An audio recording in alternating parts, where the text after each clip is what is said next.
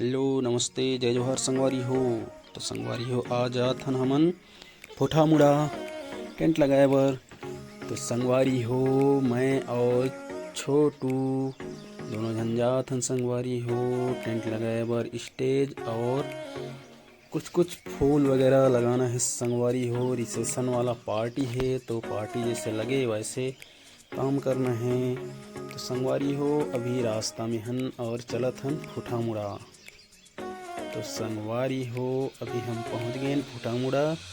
तब अब देख सकत हो संगवारी हो फूठा मुड़ा गाँव की गली कितना ही बढ़िया है संगवारी हो गली है।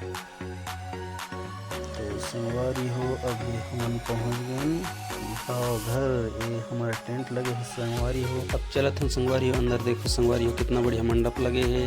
तो यहाँ की महिलाएं मन कहत है संगवारी हो जल्दी जल्दी से टेंट मन ला लगाओ, स्टेज मन ला सजाओ ताकि हमन ठिकान मदान कर सकन।